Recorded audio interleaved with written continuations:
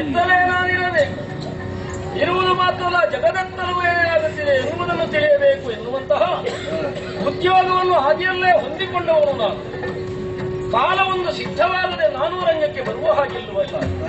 ಒಮ್ಮೆ ಹಾಗೆ ನಾವು ಪ್ರಪಂಚದತ್ತ ಗಮನ ಹರಿಸಿದ್ರೆ ಏನು ಅಲ್ಲೋಲ ಕಲ್ಲೋಲ ಉಂಟಾಯಿತು.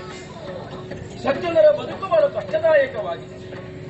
ಇವರಿಗೆಲ್ಲ ಹೀಗಾಗುವುದಕ್ಕೆ ಯಾರ ಮೆರೆತ ಹೆಚ್ಚಾಯಿತು ಅನ್ನುವಂತೆ ಯೋಚಿಸಿಕೊಂಡಾಗ ಶೂನ್ಯಕಾಪುರವಾಚ ಅಂತ ಖಂಡದಾನವನ ಉಪಹತಿ ಅಧಿಕವಾದ ಮೆರೆದಲ್ಲ ಇವ. ಏನು ಮೆರೆದವರು ಕಡಿಮೆಯು, ಎಷ್ಟು ಗಂಭೀರಗಳು ಮೆರೆದವರಿಲ್ಲ. ಅವರಿಗೆಲ್ಲಂತ ಪ್ರತ್ಯೇಕವಾದ ಬಲು ಮೆರೆಯುತ್ತಲಿದ್ದಾನೆ ಅಂತ ಆದ್ರೆ ಯಾವ ಕಾರಣಕ್ಕೆ ಎನ್ನುವ ಹಾಗೆ ಅವನ ಒಳ ಹೊಕ್ಕು ನೋಡಿದೆ ಅಂತ ಆದ್ರೆ ನಿತ್ಯ ನೈಮಿತ್ತಿಕಾಧಿಕಾರ್ಯ ಕರ್ಮಗಳನ್ನು ಗುರುಪದೇಶದಂತೆ ಸಂಘವಾಗಿದ್ದ ನಡೆಸಿದ ದೇಹ ವೃತ್ತಿ, ಆಂತರಂಗಿಕವಾದಂತಹ ಶಕ್ತಿಯ ವೃತ್ತಿ, ಈ ಶಕ್ತಿಯ ವೃತ್ತಿ ಎಲ್ಲವನ್ನು ತಾನು ಮಾಡಿಕೊಂಡ. ಇಷ್ಟಾಗಬೇಕು ಅನ್ನುವಂತೆ ಬಿಡುಗಡಾಡಿದ್ದು ಕಳೆದು ಹೋದವರ ಅವನತಿಯ ಕುರಿತಾದ ಅವಲೋಕನವುಳ್ಳವರಾಗಿ ಸುದೀರ್ಘಕಾಲ ಲಕ್ಷ್ಯದ ವರ್ಗ ಉಳಿಯಲಿ ಎನ್ನುವುದಕ್ಕಾಗಿ ಗುರುಗಳು ಉಪದೇಶ ಮಾಡಿ ಆಚೆ ಹೋದ್ರೆ ಇವನೇನು ಮಾಡಿದ ಅಂತ ಯೋಚಿಸಿದ್ರ ಖಾಲಿ ತಪ್ಪಿದರಲ್ಲ, ಸ್ವಂತ ಬುದ್ಧಿಯಲ್ಲ. ಯಾರ್ಯಾರೋ ಹಿಂದಿನವರೆಲ್ಲ ಬಂದು ಸೇರಿಕೊಂಡು ಇವನ ಕಿವಿಯನ್ನು ಚೆನ್ನಾಗಿ ಊದಿದರು. ತುತ್ತೂರಿ ಬಲವಾಗಿತ್ತು, ಕಿವಿ ಹಿತ್ತಾಳೆಯಾಗಿ ಹೋಯಿತು. ಅವರ ಮಾತನ್ನು ಕೇಳಿದ ಈತ ಮೈಯುಬ್ಬಿದ. ಒಂದು ಕಾಲಕ್ಕೆ ಸತ್ಯ ಸದ್ಧರ್ಮಾದಿಗಳಿಂದ ಸ್ವರ್ಗಕ್ಕೆ ಮಿಗಿಲಾಗಿ ತಪೋವನಕ್ಕೆ ಮಿಗಿಲಾಗಿದ್ದಂತಹ ಶೂನ್ಯಕಾಪುರ ಮತ್ತೊಂದು ರೀತಿಯ ಬದಲಾವಣೆಯ ಘಟ್ಟಕ್ಕೆ ತೆರೆದುಕೊಂಡಿತ್ತು. ಯಾರದ್ದು ಮಾತು ಕೇಳುವ ಮೂಲಕವಾಗಿ ಲೋಕದ ಸಜ್ಜನಿಕೆಯ ಮೇಲೆ ದಾಳಿಯನ್ನು ಮಾಡುತ್ತಾ ವೇಣುಕಾಣತನ ವಿಸ್ತರಿಸಿತು. ಪಾಪ ದಾನವನ ಹತಿಯಿಂದ ಸುಮನಸ ವಾರವೆಂಬ ಸಾಗಿ ತಮ್ಮ ಬದುಕಿಗೊಂದು ಗತಿಯಿಲ್ಲ ಎನ್ನುವ ಹಾಗೆ ಸೂತ್ರ ಹರಿದ ಗಾಳಿಪಟದಂತೆ ತಿನ್ನುವುದಕ್ಕೆ ಕಳೆಯಿದರಲ್ಲ. ಬಂದು ದೂರಲಿಲ್ಲವರು ಅದರಿಂದ ನನಗೆ ಎಚ್ಚರ ಆಗ್ತದಲ್ಲ. ಇದೇ ರೀತಿಯಾಗಿ ಅವರು ಮುಂದುವರಿದಂತಹದವನಿಗೆ ಉತ್ತರವನ್ನು ಕೊಡುವವರು ಯಾರು ಅರ್ಥವಾಗ್ತದೆ. ದೇವೇಂದ್ರನವ ಹೇಳ್ತಾನಂತೆ, ಸಮುದ್ರ ಮತನ ಕಾಲದಲ್ಲಿ ನಮಗೆ ವಂಚನೆಯಾಗಿದೆ, ದೇವತೆಗಳ ಹೆಚ್ಚನ್ನು ಪಡೆದುಕೊಂಡರು, ತಪ್ಪಿದವರು ನೀವು ಅಂತ ಆರೋಪ. ಬಲ್ಲಿ ಮಾತನಾಡಲಿಲ್ಲ ಅಧ್ಯಕ್ಷ, ನೀವು ಮಾತಾಡ್ತಾರೆ. ಕಾರಣ ವಿಷ್ಣು ಮೋಹಿನಿ ರೂಪವನ್ನು ಮಾಡಿ ವಂಚಿಸಿದ. ನಾನು ವಂಚಿಸಿದ್ದೇನೆ ಎಂಬ ಕಾರಣಕ್ಕಾಗಿ ನನಗೆ ಬಡಿಯುವುದಕ್ಕಾಗದೆ ನನ್ನನ್ನು ಪ್ರಶ್ನಿಸುವುದಕ್ಕಾಗದ ಅವನು ದೇವೇಂದ್ರಾದಿಗಳಿಗೆ ಶಿಕ್ಷೆಯನ್ನು ಕೊಡ್ತಾನೆ. ಸಜ್ಜನಿಕೆಯ ಮೇಲೆ ದಾಳಿಯಾಗ್ತದೆ ಅಂತ ಆದ್ರೆ ಇವನಿಗೆ ಒಂದು ಉತ್ತರವನ್ನು ಕೊಡಬೇಕಲ್ಲ. ಏನು ಮಾಡೋಣ, ಏನು ಕೊಡೋಣ, ಯಾವ ರೀತಿ ಎನ್ನುವ ಹಾಗೆ ನಾನು ಯೋಚನೆ ಮಾಡುವಾಗ ಅರ್ಥವಾಗುವುದು ಒಂದೇ. ಇವ ಲೋಕ ಮೂರಕ್ಕೆ ದೊಡ್ಡ ಜನ ಅಲ್ವ ಇವ.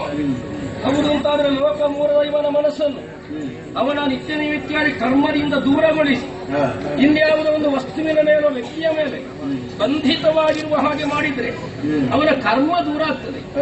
ಆಗ ಈ ಕರ್ಮಕ್ಕೆ ತೊಡಗಿಕೊಳ್ತಾನೆ. ಪತನದತ್ತ ಸಾಗಿರುವುದಕ್ಕೆ ಏನು ಪೂರ್ವ ನಿರ್ಧಾರ ಇರುತ್ತದೆ. ಸಂಕಲ್ಪ ಮಾತ್ರ ಸೃಷ್ಟಿ ಮಾಡವಲ್ಲ ಚಾತುರ್ಯನಲ್ಲದ್ದು.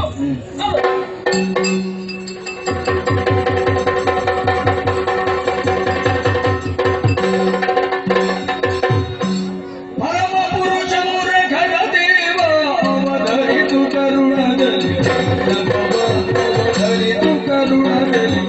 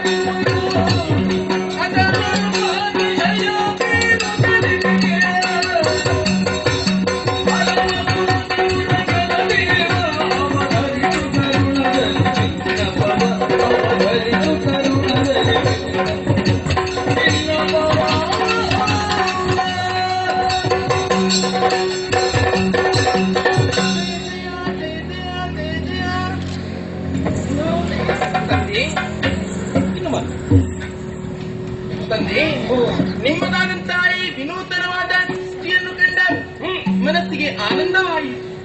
ಹೌದಪ್ಪ, ಕಾರಣ ಉಂಟು. ಜಗತ್ತಿನಲ್ಲಿರುವಂತಹ ಸಕಲ ಜೀವರಾಶಿಗಳ ಸೃಷ್ಟಿಗೆ ಕಾರಣೀಕರ್ತನಾಗುವವನು ಬ್ರಹ್ಮದೇವನಂತೆ. ಅವನಿಗೆ ತಂದೆ ಎನಿಸಿಕೊಂಡವನು ನೀನು. ಪಾಲನಾಧಿಕಾರಿಯಾಗಿರುವ ನೀನು, ನಿನ್ನಿಂದ ಈ ಹೊತ್ತಿಗೆ ನನ್ನ ಸೃಷ್ಟಿ. ಆದ್ದರಿಂದಲೇ ಹುಟ್ಟಿಕೊಂಡಾಗಲೇ ನಾನು ಆಡಿದಂತಹ ಮಾತು, ಹೇಗಮ್ಮ ದೇವಾ, ನೀನಾಡಿದಂತಹ ಸೃಷ್ಟಿಯಲ್ಲಿ ಈ ಹೊತ್ತಿಗೆ ಈ ನಿನ್ನ ಮಗಳಿನಿಂದ ಏನೋ ಒಂದು ಮಹತ್ತರವಾದ ಕಾರ್ಯ ನಡೆಯುವುದಕ್ಕುಂಟು ಎನ್ನುವುದನ್ನು ನಾನು ಅರ್ಥೈಸಿಕೊಂಡೆ. ದೇವಾ, ಮುರಹರ ದೇವ ನೀನು ಸಾಮಾನ್ಯನಲ್ಲ. ಒಂದು ವೇಳೆ ನನ್ನ ಸೃಷ್ಟಿಗೆ ಕಾರಣವೇನೆಂದು ಅರಿವಿದೆ ಎಂದಾದರೆ ಕ್ಷಣ ಮಾತ್ರದಲ್ಲಿ ನಾನು ನಡೆಸಿಕೊಡುವುದಕ್ಕಿದ್ದೇನೆ. ಅಷ್ಟು ಮಾತ್ರವಲ್ಲಪ್ಪ, ಮತ್ತೇನಮ್ಮ ಈ ಹೊತ್ತಿಗೆ ಈ ಕೆಲಸವನ್ನು ಕೇಳುವುದಕ್ಕೂ ಕಾರಣ ಉಂಟು. ಏನು ಕಾರಣ? ಹುಟ್ಟುವಂತಹ ಜೀವರಾಶಿಯು ಪ್ರತಿಯೊಂದು ಹೆಜ್ಜೆಯನ್ನು ಅನುಸರಿಸಿಕೊಂಡು ತದನಂತರದಲ್ಲಿ ಯೌವನವನ್ನು ಹೊಂದುತ್ತಾರೆ. ಸರಿಯೇ? ನಾನು ಹಾಗಲ್ಲ. ಮತ್ತೆ ಯೌವನಸ್ಥಳಾಗಿ ಬೆಳೆದು ನಿಂತಿದ್ದೇನೆ. ಸುಂದರವಾದ ರೂಪವನ್ನು ನನಗೆ ನೀಡಿದವನಿದ್ದಿ. ಏನು ಕಾರಣ ಈ ಸೃಷ್ಟಿಗೆಂದು ತಿಳಿಯಲಿಲ್ಲ. ಹೇಳಬಾರದೆ. ನಿನ್ನ ಕಣ್ಣು ನೋಡ್ತೇನೆ.